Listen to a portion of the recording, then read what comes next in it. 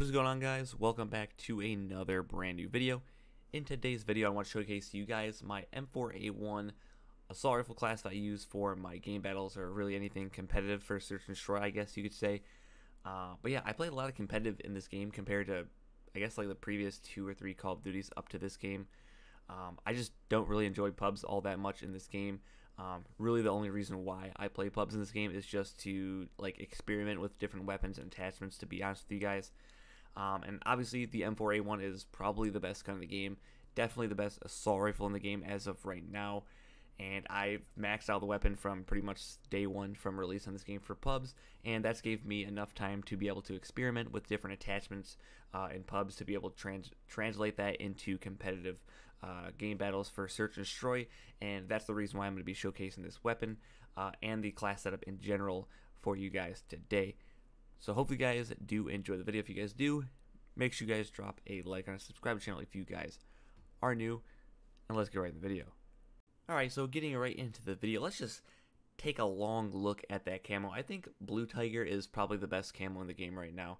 I don't know, Red Tiger might be up there, but let me know what you guys think. Is it Blue Tiger or Red Tiger you guys like more? I don't know, I've always been a Blue Tiger compared to Red Tiger, but maybe that's just me. So getting right into it, starting with the barrel on the M4, we have the stock M16 Grenadier, or Grenadier, whatever you want to call it. The pros are damage range, bullet velocity, and recoil control, and the two cons are aim down speed sight and movement speed. The reason why I use this one are because the two cons are aim down speed sight and movement speed, and if you're using an assault rifle in this game, you're pretty much always ADSing, and you're not going to have to really be worrying about how fast you're able to ADS against someone, unless it's like a super close gunfight against someone, right? And then obviously the movement speed's not going to really matter a whole lot if you're just going to be straight up posted up. So that's the reason why I'm using that barrel. Now for the reflex, I'll just go out and say you guys can use any reflex that you guys want. But for me, for some reason, this is going all the way back to the beta. I like the very first reflex sight, or the mini reflex sight that you get on this gun. It's pretty much the same one that you get in all the guns for one of the first attachments for reflexes or just sights in general. Like I said, I use the Cronin. Some people like using the Viper one. I don't know why they like using that competitive. It's only been an AK-47 thing. I don't know what it is. And then a lot of people, this is pretty much their secondary reflex they use, is the mini reflex. Although I don't really like it because the recoil pattern seems to be really inconsistent.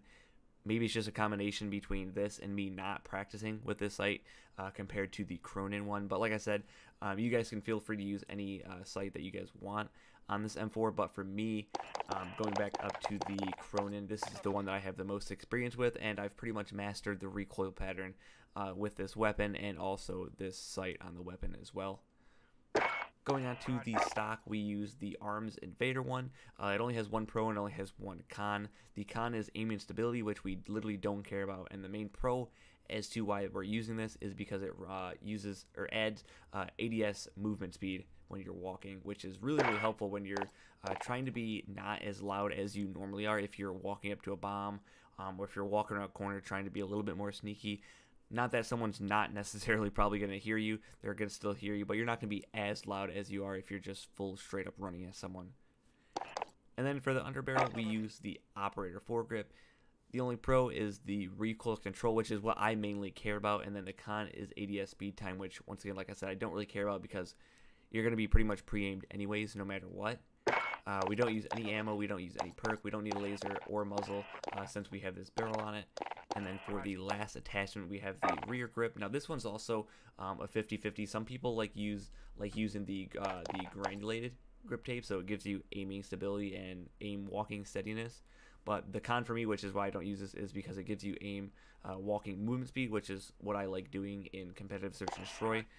Whereas with this one, the con is aiming stability, which is, like I said before on the other attachment, I don't care about, and the pro is extra recoil control. Not that this gun has too much recoil in general, but it's obviously better to have less recoil than have less aiming stability, which you don't really care all that much about, to be honest with you guys. So moving on to the secondary weapon, you guys might wonder why I have a combat knife.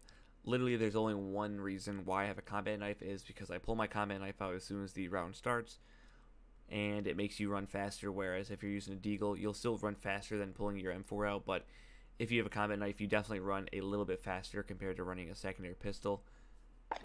Going on to the perks, now this is pretty basic. There's really not a whole lot you can use in terms of perk 1, perk 2, and perk 3.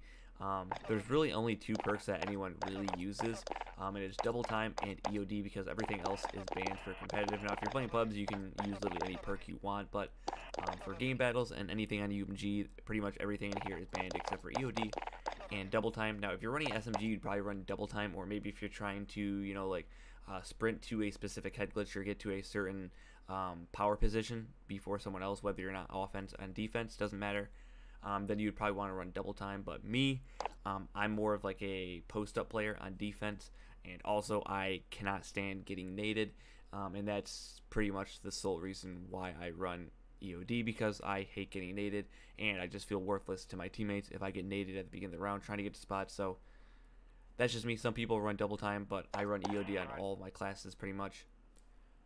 Going on to perk 2, literally you can't run anything on this for competitive except for Point Man and Ghost, but there's no point of running Ghost because you can't call UAV in anyways because it's banned. So I guess Point Man is really the only thing that you're going to want to use. And then lastly, for the perk 3 slot, I use Battle Harden because I don't like getting hit by flashes or anything like that. I think the only other one that you can use is Tune Up, I think. I believe. No, it's not Tune Up, it's Amped, which makes you swap your weapons faster and reload your launchers faster as well. I'm not actually sure if you can use Tune Up. I'm pretty sure it's banned because it makes you get your field upgrades faster. But I use Battle Harden on all my classes. And then lastly, pretty basic, my lethals, I use a frag grenade and a smoke. I know smokes are like getting banned in actual like the CDL competitive. I think they can only have like two smokes per team rather than just throwing 5 smokes on the map and just running everywhere and running through smokes and shitting on kids. So I guess that is a thing, I guess. But I just run smokes pretty much to like clear off an angle so someone is not able to shoot me from a window pretty much. That's really the only reason.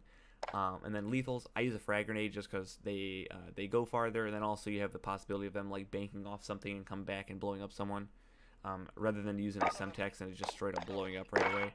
And also I don't think they go as far either compared to using a frag grenade. I could be wrong on that though. Going to my field upgrades, Dead Silence. I don't think there's really anything else you would want to use or that you can use. I guess you could use a trophy system if you're playing against a team that throws a lot of nades and a lot of flashes and stuff like that, but I don't think it's really worth it. Dead Silence is pretty much a go-to for everyone in my opinion. And then for my kill streaks, I use Cluster Strike, and then I use VTOL Jet and Chopper Gunner. Not that I'm really ever going to get these two a whole lot, but the first streak that you get at 5 kills is pretty much the most important one. You probably want to use Cruise Missile or Cluster Strike. I just don't like using Cruise Missile because it takes a really long time to call in. It takes a long time to go through the animation, which is pretty much the reason why I don't use that. And I like using Cluster Strike because you can just put it over a bomb and not worry about them being able to defuse it, I guess.